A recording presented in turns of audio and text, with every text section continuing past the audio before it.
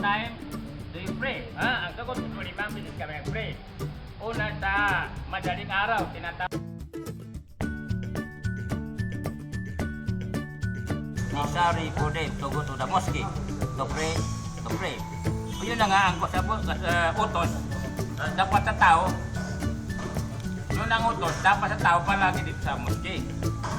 Kasi sinabi ng Allah Ta'ala, ang mga pray ninyo, ang malakas sa inyong pray ay nang yung jamaah, yung maraming kami ipunin ba, tinatawag na congregation. Yan ang pinakalakas na pray yung congregation. Dahil sa bawat isa ay nakilala niya ang kanyang kapatid. Halimbawa, malatang tao, halimbawa, doon mag-pray, dito mag-pray, dito. Di mo kilala yun, nang magtagay sa mosque, nakakilala kayo. Assalamualaikum, may kapang kayo. Mari brad, tinatawag na brotherly ba? Yun. Yun ang gusto ng Allah Ta'ala sa tao, yung brotherly ba? Yun, ang kapatiran. Pero, hindi rin maiwasan yung pag-iwalay. Ngayon ang pag-utos na palagi ang tao magsimba sa mosque. Pero hindi mo mapilit yung tao sa panahon ngayon. Di ba? May kalat. Pero si Prophet Muhammad ang pinagutos niya ng talaga kung hindi kayo magapunta sa everyday spread. Kailangan sa Friday kayo ay maipon dito. Dahil pag sabi ni Prophet Muhammad, hindi ko kayo makita dito sa 3 ulit sa Friday. Iba sa Islam. Ayun. Yun ang sinabi ni Prophet Muhammad na sa Friday, halimbawa yung mga jamaah niya, si Prophet Muhammad, na hindi niya makita sa 3 Friday successive, ibig sabihin na pwede ka nang iwalay sa amin. Hindi kami kasama. Yun, sa Prophet Muhammad.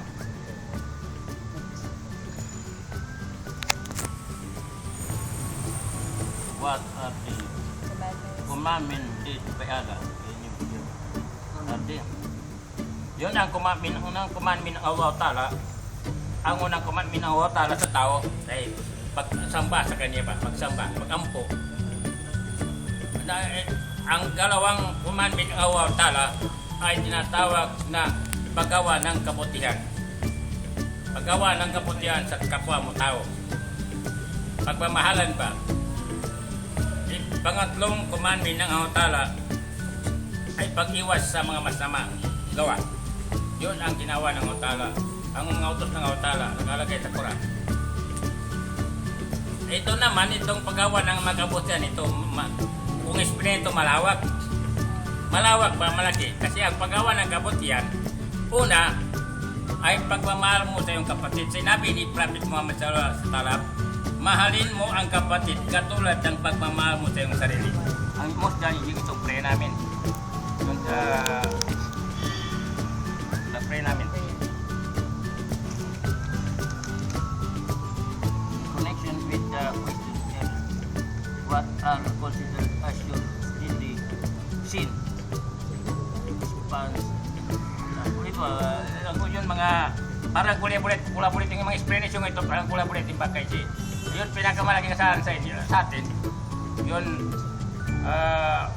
pagsamba sa mga Diyosan.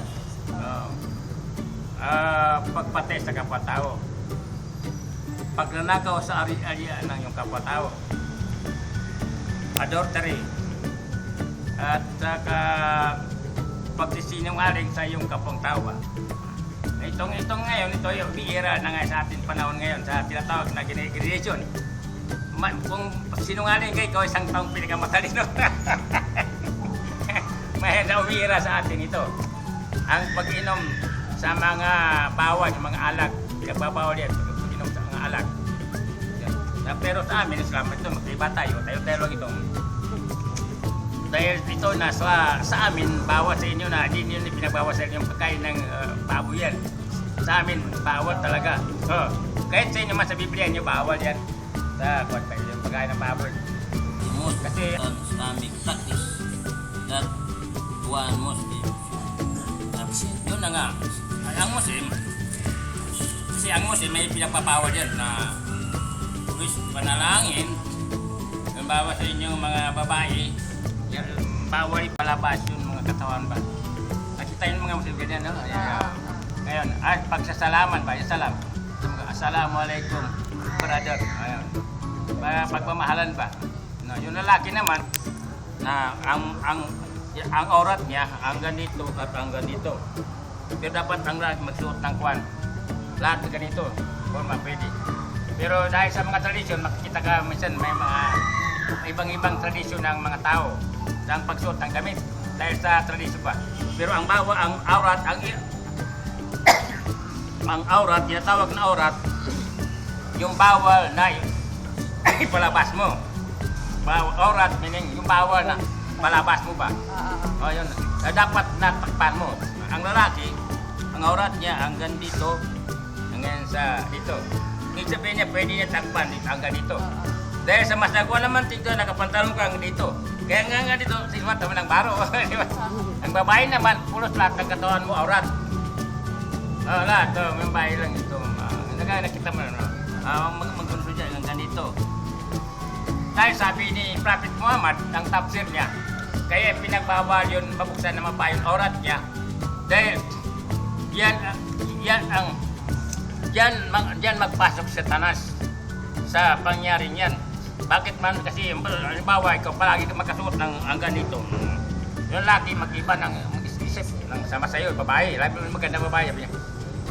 I-repeat ko yan. I-repeat ko kayo. Mag-isip ng lalaki ng kwan. Masama sa'yo ba? Halimbawa, magkapurma, hindi nakita ng lalaki yung katawan mo na medyo mag-isipito sa'yo ba? Kanya lang, yun ang labas niya na ipalabas mo yung mga urat mo, yun bawal sa babae, tao, na yun tinatawag na napso yan, pag-isip sa tinatawag na sa Tagalog na basyat ano ba yung Tagalog ba? Pag-isip ng masama ba? Pag-isip ng masama? Pag-isip ng masama ba sa tao? Halimbawa, kita mo ba nakalabas ng ngita niya? May mag-isip siya ng masama sa iyo ba? Ngayon, sabi ng manghel, Allah, bakit gagawa ka pa ng tao na nandito naman kami na sumasamba sa iyo? Sabi ng Allah Ta'ala, Diyos, ako ang nakakaalam sa hindi niyo nalalaman. Nakatahimik ang mga anghel. Kanila lang niya si Adam, hindi niya lupa, sabi niya, binigyan ng spirit. Nang mabuo na si Adam sa kanyang spirit, sinabi niya sa mga anghel, ano ang itinuro kay Adam? Ano ang binigaw kay Adam? Sabi ng mga anghel, wala kaming nalaman, ang may nakalaman, ikaw lagi kong Diyos. Sabi na Allah Ta'ala, Adan, ano ang itinuro ko sa iyo? Sabi Adam, ginawa mo, gumawa ka ng inyong mundo, ito mundo. Hindi pa nakita ni Adam nun. At nilagyan mo ng mga araw, angin, bituin, kinumpleto mo, mga tubig. Sabi ni Allah Ta'ala, mas matalino si Adam sa inyo. Ngayon magpatira pa kayo sa harapan niya. Ang mga angin nagpatira pa. Si Satanas nagpaiwan. Ang pangalan ni Satanas doon si Iblis. Sa inyo noon, si Lucifer. Sabi ng Allah Ta'ala kay Satanas, Iblis, anong kadahilanan na hindi ka sumama magpatira pa kay Adan? Ang inisagot ni Satanas, Iblis, hindi ako maaari magpatira pa kay Adan. Kadahilanan, ako'y nilalang mula sa usok ng apoy. Si Adan nilalang mula sa lupa. Ibig sabihin ako ang mataas na angkan kay Adan. Sabi ng Allah, hindi yun. Ay utos ko ay pagsunod. Kaalaman. Kaya nagpaiwan ka, bisin naging suwer ka. Na ang ikalawang, pero hindi pa doon, si Satanas hindi pa nakaiwalay doon. Pero nung linlangin niya si Adam doon sa pareso, doon na, bali, nang makain ni Adam, yung prutas, na meron din ko din sa mga istorya, sabi ng Diyos, kayong tatlo, umalis kayo dito, na kayo'y magkakaway sa isa't isa. Kaya tatlo sila, dito sila napadpad sa ating mundo, dito na sila namuhay, kasama si Satanas, yun si Iblis. Kaya nangyari, sabi ng Allah, nung mamuhay na sila dito sa mundo, sinabi naman ng Allah kay Adan, Adan, ikaw ay makakabalik sa akin matuwid dahil palagi kitang bigyan ng commandment. Toro.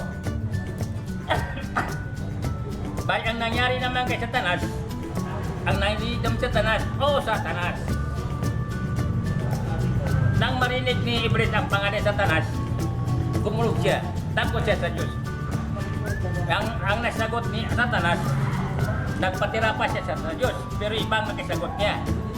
O Allah, huwag mo muna ako. Ito ang sagot ni Satanas. Nagpatira pa siya. O Allah, ay, ito Allah, matindihan mo itong Allah, God. Allah. Ang tunay ang person, Allah. O Allah, huwag mo muna akong parusahan sa ngayon.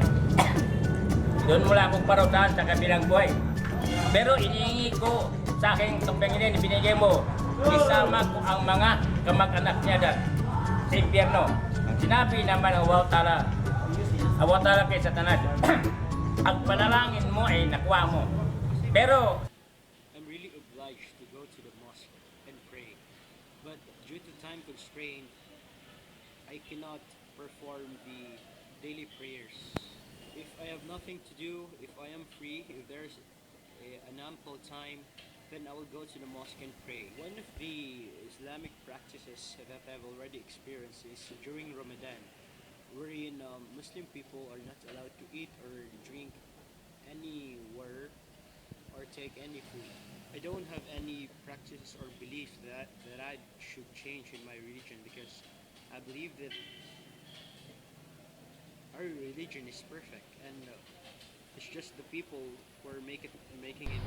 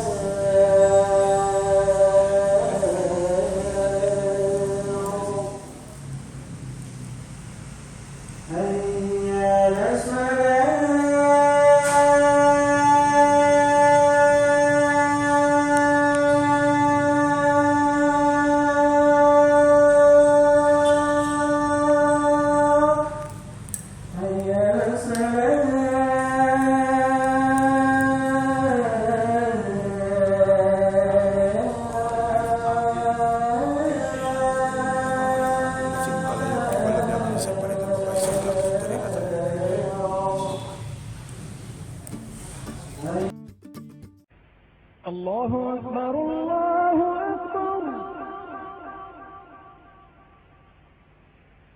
الله أكبر